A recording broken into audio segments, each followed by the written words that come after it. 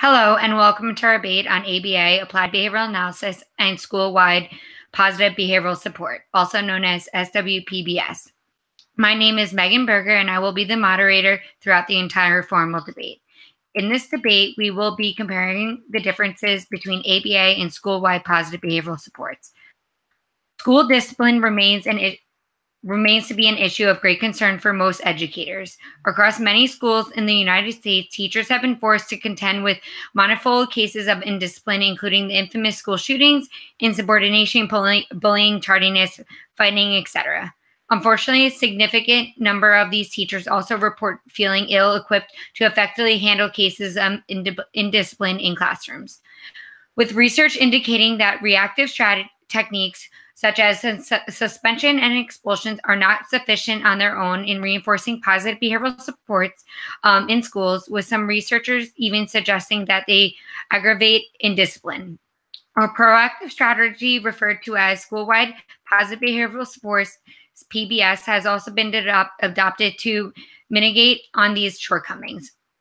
School-wide positive behavioral support has been defined by Simpson's as a proactive system-level approach that enables schools to effectively and efficiently support students and staff behavior.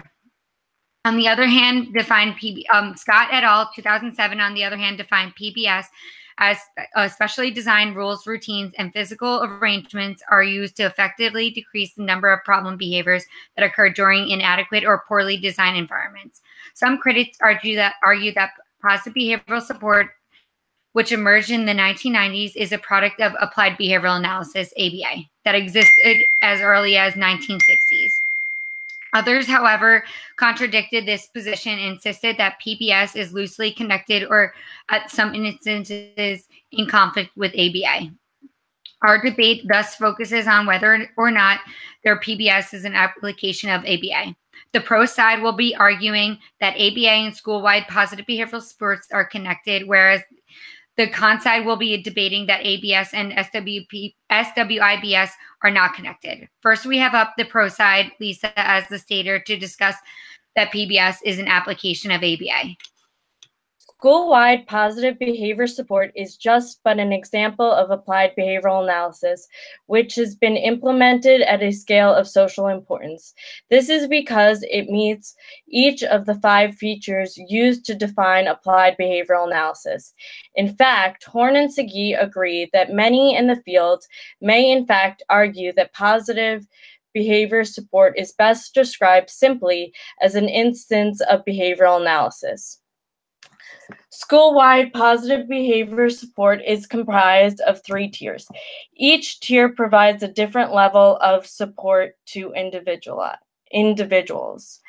Tier 1 focuses on the creation of school-wide positive social culture, i.e., defining and teaching a small set of behavioral expectations like respect and responsibility, establishing an ubiquitous system for reinforcing performance of these expectations, implementing a consistent system for interrupting, correcting, and redirecting errors, and building an effective system to collect data for analysis and decision-making.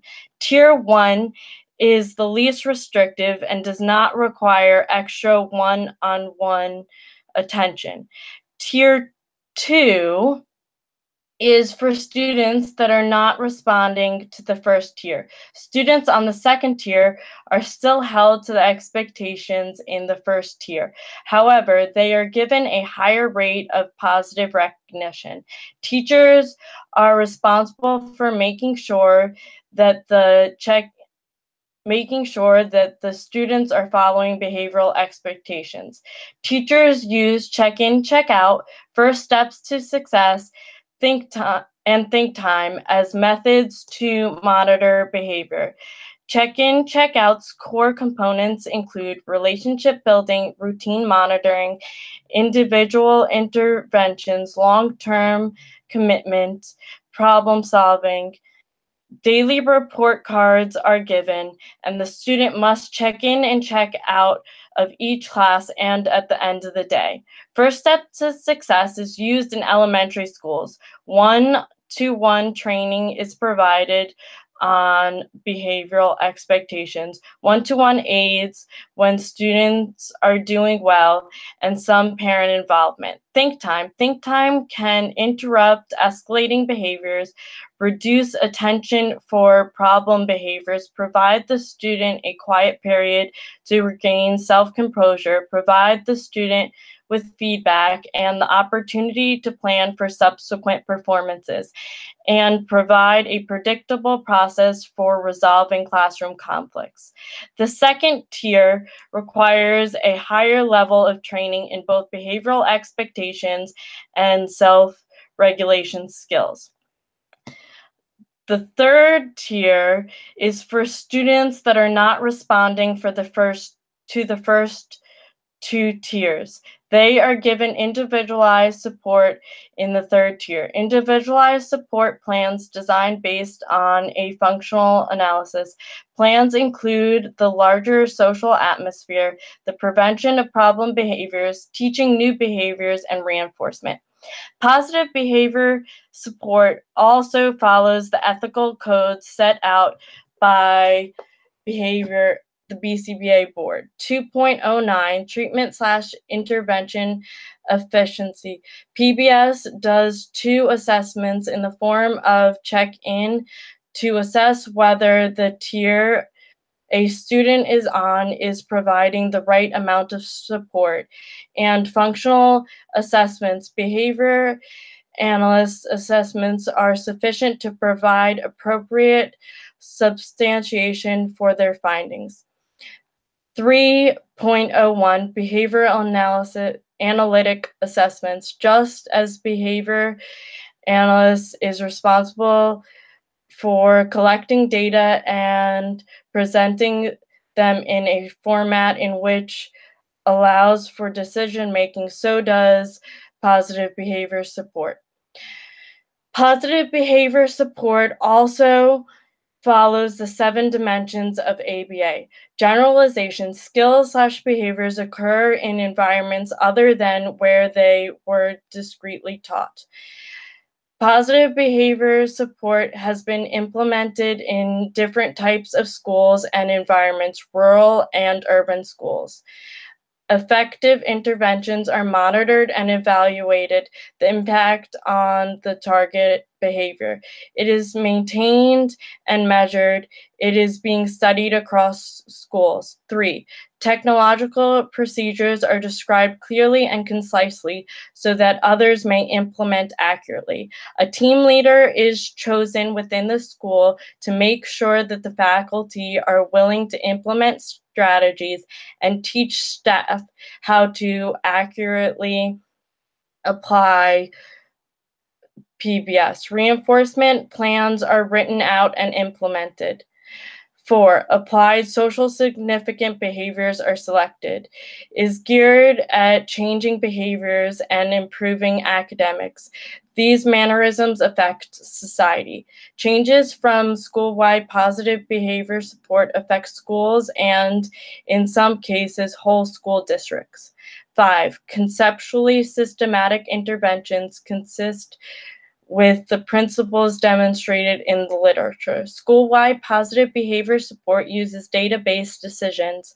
Each school has a school-wide positive behavior support plan made for them. School-wide positive behavior support uses behavioral principles like reinforcement and explicit teaching of expectations and the token economy. Analytic decisions are based on data. ABAB designs are hard to do because of the ethical concerns that come with removing an intervention once it is placed. School-wide positive behavior support is also a multi-tiered system, so it is hard to tell what exactly is responsible for the change. AB designs are used to test the effectiveness of school-wide positive behavior support. Increasing amounts of studies are using control groups to test school-wide positive behavior support. Finally, behavior. Observable and measurable behaviors are targeted. Next, we have up Elizabeth as the prover and attacker for why PBS is an application of ABA. So as mentioned previously, applied behavior analysis is a science where principles are systematically applied to produce socially important change in behavior. Positive behavior supports, or PBS, is a general approach to intervention and support that employs concepts and certain methodologies of ABA and other disciplines. Our statement is that the two are quite alike. Where ABA seeks to produce socially important change in behavior, PBS seeks to improve the quality of life for individuals by minimizing problematic tendencies. ABA manipulates the environment to change patterns and predictability of behaviors, and the same can be said for PBS. PBS analyzes an environment, finds the source of a behavior, and changes it so the behavior acts in a more predictable and appropriate way. The role of understanding why a behavior occurs and finding an intervention to decrease the behavior is a key methodology of both ABA and PBS. The concept of behavior analysis is distinct by the major effect and importance of positive reinforcement.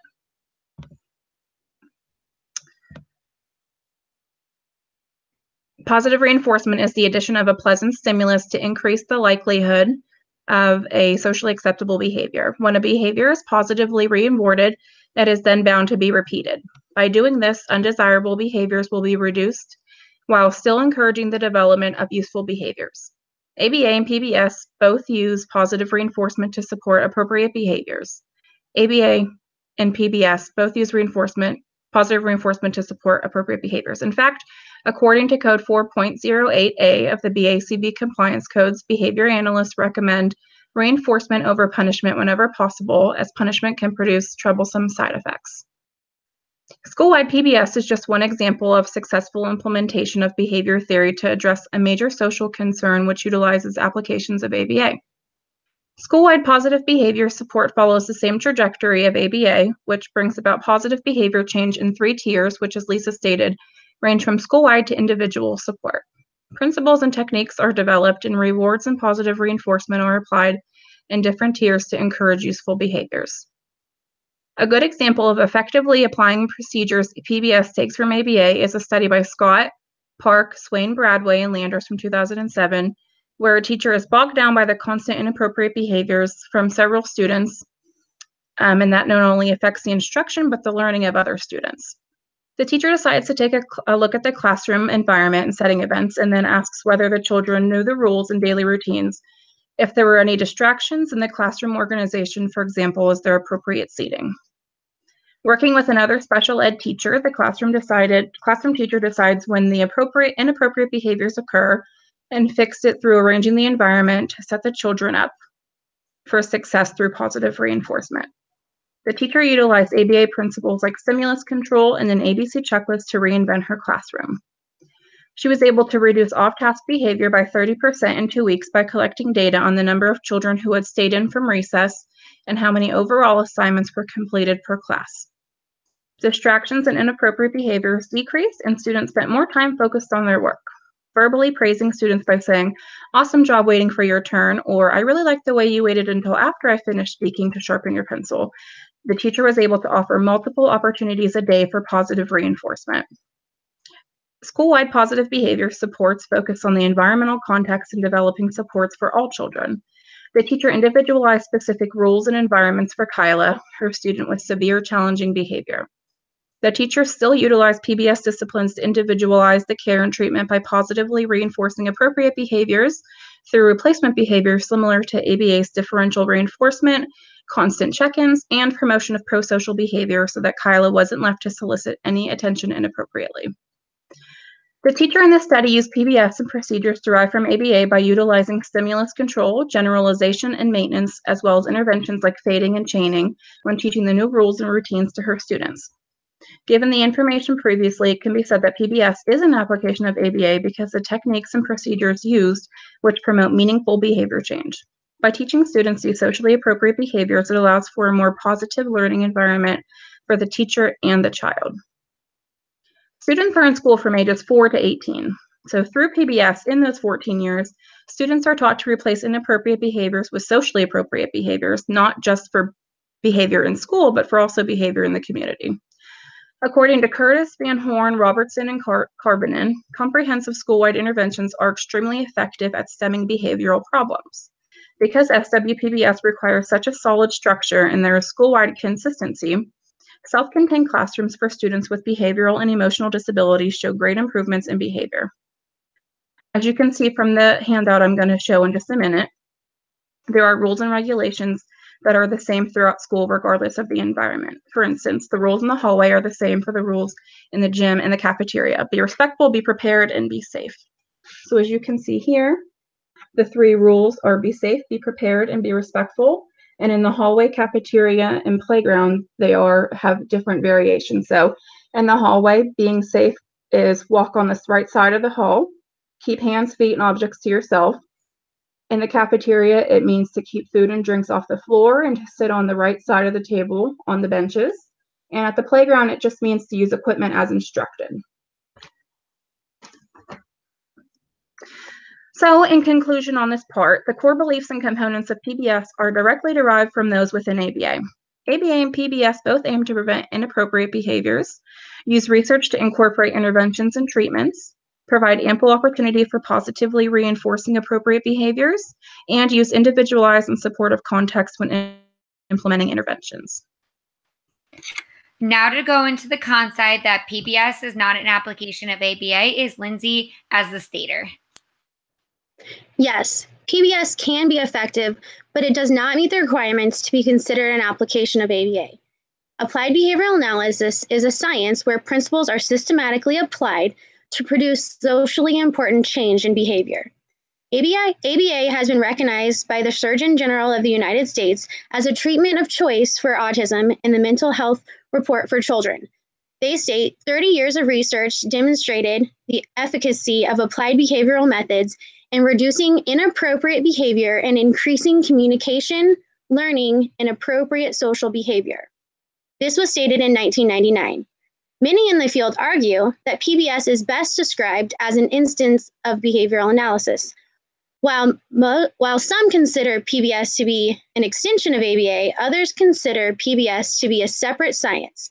However, Anderson and Kincaid argue that some of the elements tied to PBS, that of person-centered planning, wraparound mental health supports, self-determination, prevention science, and implementation sciences, are not yet validated through behavioral sciences. With these aspects not meeting the standards for Behavioral Analysis Credentialing Board, it would be in violation of a couple of these professional, ethical, and compliance codes, which are 4.03, Individualized Behavior Change Programs, where behavioral analysis must tailor behavior change programs to the unique behaviors, environmental variables, assessment results, and goals of each client. Behavioral analysis do not plagiarize other professionals' behavior change programs. In PBS, due to the generalized ability of the interventions, their behavior change programs are used across the board for all students, thus not making them individualized. Many schools also use the same program for PBS, making them also plagiarized from professional to professional. This goes along with the violation of Code 4.03 stated previously.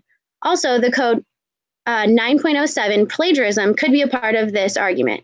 This code states that behavioral analysts fully cite the work of others where appropriate.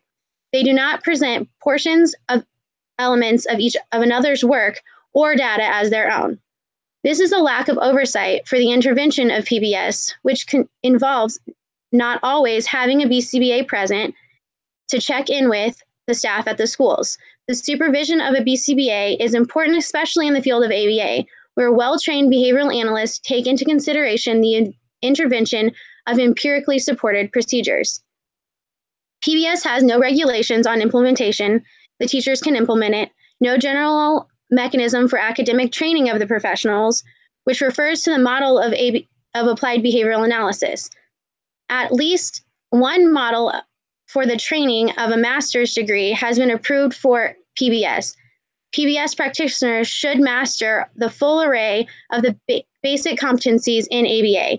They need to especially be especially competent in designing and implementing the desired interventions. PBS is largely marketed to service providers who typically lack formal training in ABA. Next, we have up Shelby as the prover and attacker for why PBS is not an application of ABA.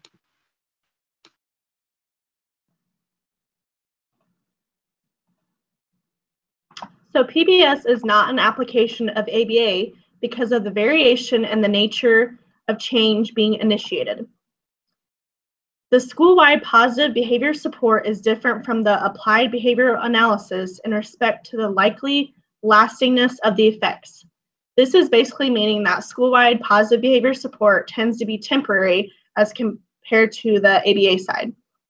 Bear-Wolf and Raisley stated that a distinguishing feature of applied behavior analysis is documentation that it was the participants' behavior that changed rather than some indirect measure of change, such as the change on a standardized test, like in the schools. So let's consider in a school setting, for example, that students may be instructed to keep quiet in a class or to avoid running in hallways to avoid colliding with other students. These modifications in the school setting cannot be applied in every aspect of their lives. They might be required to keep quiet while in class, but it would not make sense for a teacher to ask them to keep quiet while engaging in sports activities. In the same manner as when the student is walking in the hallway of a sports venue that would be allowed to talk loudly with their friends, there will be no teacher there to ask the student not to speak while in the hallway. The behavior changes brought about by SWPBS are mainly to maintain a suitable learning environment for the students and not necessarily for the benefit of each and every other student. It is a comprehensive system of support that, as mentioned before, takes place in all areas of the schools, as in hallways, classrooms, cafeterias. So applied behavioral analysis, on the other hand, is implemented with the individual being the center of the focus. The changes being implemented are supported to result to a positive behavior modification that would be necessary in every aspect of their lives. The training that occurs for the professionals, mainly that of the teachers, of which enforce the school-wide positive behavior support strategies, are not necessarily trained on the specific behavior modification principles.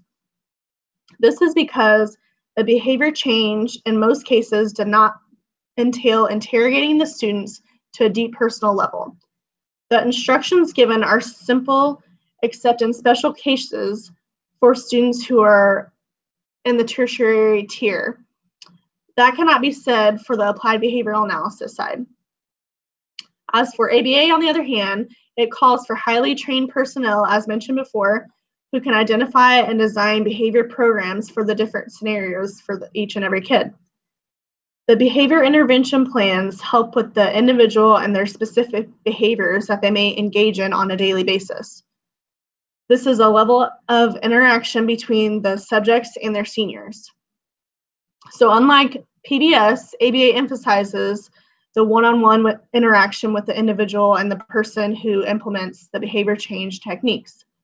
Also, the setup of ABA has fewer people than that of PBS, and therefore, this encourages confidential interactions more so than what you would have in PBS.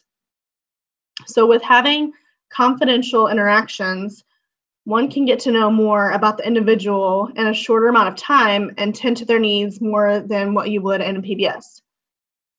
This is one advantage that ABA has compared to school-wide positive behavior support. In PBS, the students are surrounded by many other colleagues. The students and staff are responsible for ensuring the SWPBS is a success by working together. This process is not able to establish a strong connection and relationship with every student in the school. In some cases, the student engages in negative behaviors and avoid being seen by the supervisor. So these negative behaviors can occur for a long period of time without being seen by a supervisor. Now for the pro side, summary is Elizabeth. Our team takes a strong position in favor of the PBS as an application of ABA. We anchor much of our decision on Baer, Wolf, and Risley's definition that ABA is a self-examining, self-evaluating, discovery-oriented research procedure for studying behavior. On the other hand, PBS is used to reduce problem behavior and increase quality of life that involves assessments, empirically based interventions, flexibility, changing to increase response, and community relevance. PBS is an application of applied behavior analysis, which has been implemented at a scale of social importance. PBS meets each of the 5 features used to define applied behavior analysis: applied and behavioral, analytic and conceptual, technological, effective, and generality. Both are also anchored on a 3-tier model of primary prevention, secondary prevention, and tertiary prevention. Now I'm going to pass it to Shelby, who's going to summarize that PBS is not an application of ABA. Now for the con side, summary is Shelby.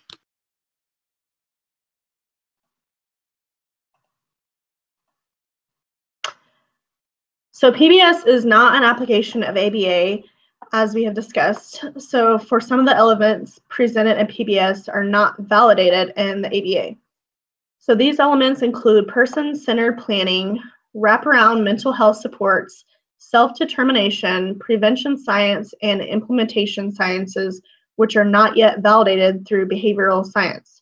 We must keep these elements in mind when comparing PBS with ABA. Now that concludes the formal debate on the topic of ABA and school-wide positive behavioral support. Next, we will transition into the question section of the debate. Are PBS and individual intervention plans for student behavioral mutually exclusive? Do they need to be? I think no, because PBS has 3 tiers that are not just individualized. Tier 1, where 80% of students fall, focuses on the classroom or school as a whole. Tier 2, where 10 to 15% of students fall, focuses on small groups. And Tier 3, where 1 to 5% fall, is individualized. So if an individual intervention plan for student behaviors was mutually exclusive with PBIS, it would only account for 1 to 5% of students.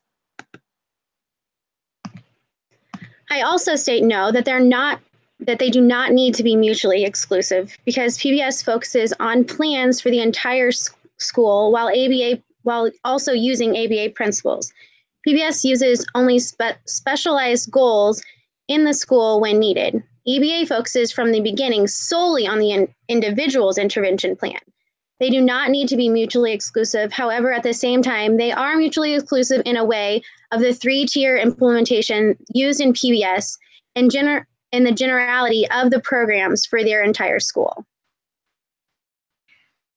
Now for the second question. If you had to give a short elevator speech explanation of how ABA and PBS are connected to a school administrator you are trying to convince on the merits of ABA and of PBIS for their school site, what would it sound like? From the side that supports PBS as an application of ABA, teaching children about socially acceptable behavior is important in all walks of life and all ages. If we start earlier and begin implementing PBS by the time the students are ready to graduate and enter into the world as adults, ready to be contributing members of society, they will know and understand pro-social and socially acceptable behavior. We can do this by implementing ABA and PBS strategies together. PBS falls under the large umbrella of ABA and has taken from ABA so many useful strategies, including stimulus control, manipulation of the environment, and most importantly, positive reinforcement. Thank you everyone for being a part of this debate, and these are our sides of the debate. Do you believe PBS is an application of ABA? Please respond in your discussion post.